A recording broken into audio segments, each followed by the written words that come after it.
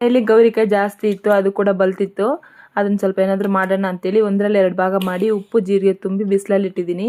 ಇದೇ ಥರ ಒಂದು ವಾರ ಬಿಸಿಲಲ್ಲಿ ಇಟ್ಟರೆ ಒಣಗುತ್ತೆ.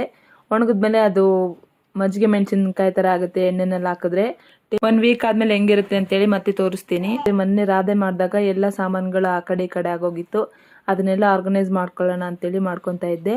ಫಸ್ಟ್ ಜ್ಯುವೆಲರ್ಸ್ ಮತ್ತು ಸರ, ಕಿವಿದು, ಬಳೆ ಏನಿರುತ್ತಲ್ಲ ಅದನ್ನು ಪ್ಲಾಸ್ಟಿಕ್ ಕವರಲ್ಲಿ ಹಾಕ್ಬಿಟ್ಟು ಆಮೇಲೆ ಬಾಕ್ಸಲ್ಲಿ ಹಾಕಿದ್ರೆ ಅದು ಶೈನಿಂಗು ಚೆನ್ನಾಗಿರುತ್ತೆ, ಶೇಡ್ ಆಗಲ್ಲ. ಮತ್ತು ಸ್ಟೋನ್ಸ್ ಇದ್ದರೆ ಸ್ಟೋನ್ಸ್ ಕೂಡ ಏನೂ ಹೋಗಲ್ಲ, ನೀಟಾಗಿರುತ್ತೆ. ಇನ್ನಿದೆಲ್ಲ ಮಾಡ್ಕೊಂಡಿದ್ದಾದ್ಮೇಲೆ ಡ್ರೆಸ್ಸಿಂಗ್ ಟೇಬಲ್ನು ಕೂಡ ಇಬ್ಬರು ಫುಲ್ ಗಲೀಜು ಮಾಡಾಕ್ಬಿಟ್ಟಿದ್ರು. ಅದನ್ನು ಕೂಡ ಸ್ವಲ್ಪ ಕ್ಲೀನ್ ಮಾಡ್ಕೊಳ್ಳೋಣ ಅಂತೇಳಿ ಮಾಡ್ಕೊತಾ ಇದ್ದೆ. ಡ್ರೆಸ್ಸಿಂಗ್ ಟೇಬಲ್ ಡ್ರಾಯರಲ್ಲಿ ನಾನು ಫೋನ್ ಬಾಕ್ಸು ಮತ್ತು ಸ್ವೀಟ್ ಬಾಕ್ಸ್ಗಳಿರುತ್ತಲ್ಲ ಅದನ್ನಿಟ್ಟು ಪಾರ್ಟಿಷನ್ ಮಾಡ್ಕೊಂಡಿದ್ದೀನಿ. ರೆಗ್ಯುಲರ್ ಯೂಸ್ಗೆ ಏನು ಬೇಕಾಗುತ್ತಲ್ಲ ಕ್ಲಿಪ್ಸು, ರಬ್ಬರ್ ಬ್ಯಾಂಡ್ಸು ಅದನ್ನಿಟ್ಟು, ಮತ್ತು ಮಕ್ಕಳದು ಎರೇಸರು, ಶಾರ್ಪ್ನರ್ಸು, ಸ್ಕೇಲ್ಸು ಆ ಥರ ಇಟ್ಟಿದ್ದೀನಿ. ವಿಡಿಯೋ ಇಷ್ಟ ಆದರೆ ಲೈಕ್ ಮಾಡಿ, ಫಾಲೋ ಮಾಡಿ. Thanks for watching.